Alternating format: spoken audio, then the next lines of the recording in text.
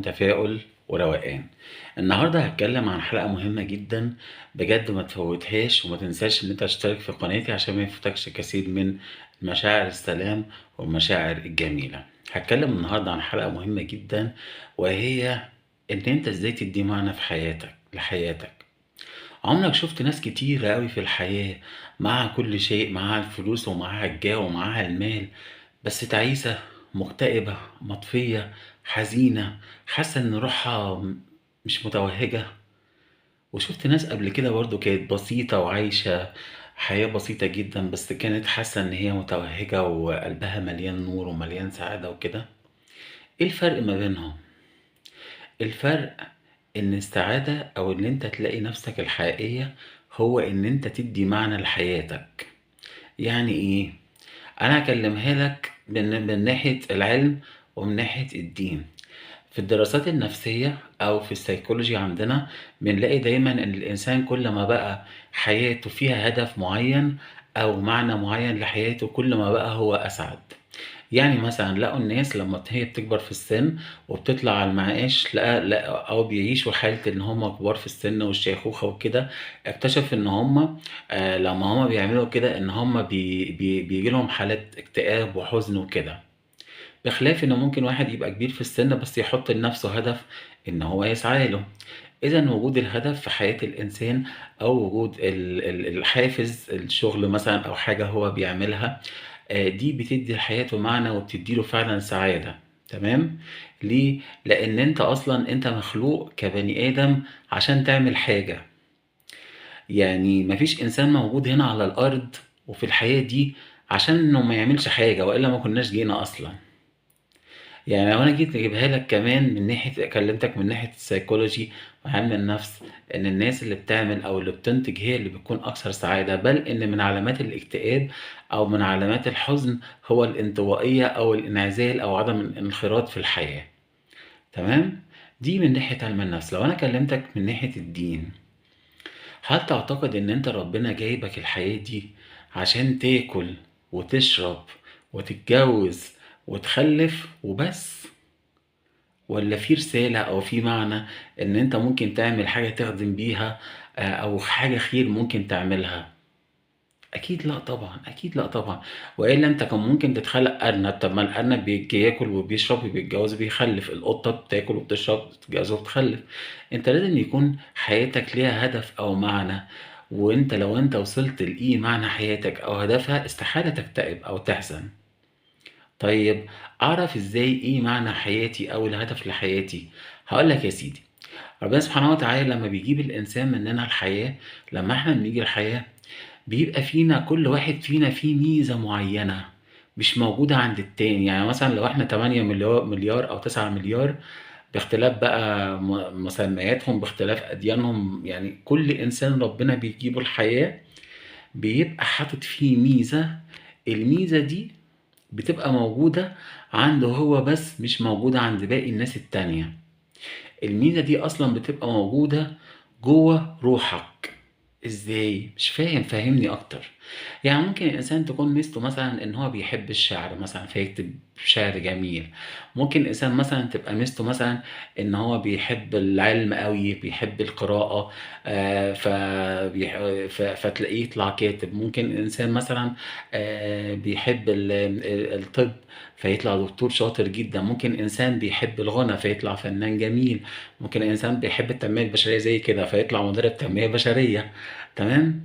ففي كل إنسان مننا بيبقى فيه حاجة معيّنة، الحاجة دي هي موجودة جوّاه هو، وأنا هاقول لك تعرف الحاجة دي إزاي، ومش م وم وم ومش موجودة جوّه الناس التانيين. الحاجة دي لو أنت عرفتها بجد وبقيت بإن أنت بتستغلّها مثلًا إن أنت تعمل منها شغل أو business أو إن أنت مثلًا تعمل بيها خير، أنت كده فعلًا هتلاقي السعادة الحقيقية وهتلاقي المعنى الحقيقي لحياتك. طب كلامك اللي أنت بتقوله ده كان جميل، بس أنا برضه مش فاهم، طب فهّمني أكتر هاقول لك على شوية حاجات لو أنت حسّيتها فيك تعرف إن الحاجة دي اللي هي الميزة اللي فيك. الميزة اللي فيك دي لو أنت عملتها 20,000 ساعة ما تتعبش. يعني مثلًا واحد تلاقيه بيحب يلعب كورة، مهما لعب كورة تلاقيه لأ مبسوط، ويبقى بينهج وتعبان بس يقول لك لأ أنا مبسوط، يبقى أنت ممكن تبقى لاعب كورة. مثلًا ممكن مثلًا واحد مثلًا بيحب الشعر، يقعد يجيب كتب بقى عن الشعر ويقرأها بالساعات على الإنترنت وما يزهقش، يبقى أنت بتحب الشعر، يبقى أنت ممكن تبقى شاعر. إذًا أنت الحاجة أو الميزة اللي فيك أنت بتعرفها بإن أنت بتعملها عدد ساعات كتيرة وما بتتعبش. ده رقم 1. رقم 2، لمّا أنت بتعملها بتحس إن الزمن والحياة وقفت، كأن أنت في عالم تاني كده، يعني كأن أنت بتعملها بتحس إن أنت كده كل حاجة وقفت وإن أنت في مكان حلو أوي أو إن أنت في عالم حلو أوي. دي تاني ميزة فعلًا. فتلاقي مثلًا إيه، واحد مثلًا زي لعيب كورة مشهور مش عايزين نقول أسماء بقى عشان أنتم عارفين القواعد بقى الحقوق والحاجات دي. ولاعب كورة مثلًا مشهور جدًا يقول لك إيه، أنا بالاقي نفسي في الملعب بابقى مستمتع باللعبة الحلوة. في فنان جميل أنا باحبه جدًا كان بيقول إيه، هو فنان كوميدي، شوفوا يعني دي الميزة اللي ربنا حطها فيه إنه بيضحّك الناس. فقال كلمة جميلة أوي، قال أنا لو ما كانش في مسرح وناس بتيجي لي وفي فلوس، أنا كنت هاقف في الشارع وهافضل أتكلم واضحك واضحّك الناس. أنا رسالتي إسعاد الناس. تخيلوا؟ فده هو لمس الحتة اللي ربنا سبحانه وتعالى اداها له. المشكلة بقى ان الناس ما بتكتشفش نفسها. وظيفتك اللي بتسمع الفيديو بتاعي ده هو ان انت تكتشف نفسك وتعرف الحاجة دي ايه وتقعد مع نفسك تقول النهاردة ايه، انا ايه اللي ربنا ميزني بيه، ايه الحاجة اللي عندي وان ما اديهاش لحد تاني. وما تقولش مفيش، لا انت ما دورتش كويس، دور كويس واقعد مع نفسك هتلاقي ان في ميزة وهتلاقي ان في حاجة. استخدمها بجد واعمل بيها، واستخدمها في فعل الخير وفي عمل الخير، واستخدمها ان انت تعمل بيزنس ومشاريع هتلاقي نفسك فعلا تفوقت بل اجدت. واكتر من كده ان انت لقيت معنى لحياتك، ما بقتش عامل زي الماشين، اكل اصحى انام اشرب اتجوز اخلف انام تاني يوم اصحى اروح الشغل اكل اشرب، حياة مطفية باهتة. لأ، أنت هتبقى بتعمل الحاجة اللي أنت أصلًا اتخلقت عشانها. إيه؟ أيوه، الحاجة اللي أنت أصلًا اتخلقت عشانها وجيت هنا عشان تسيب بصمة جميلة في الحياة أو في الأرض عشانها.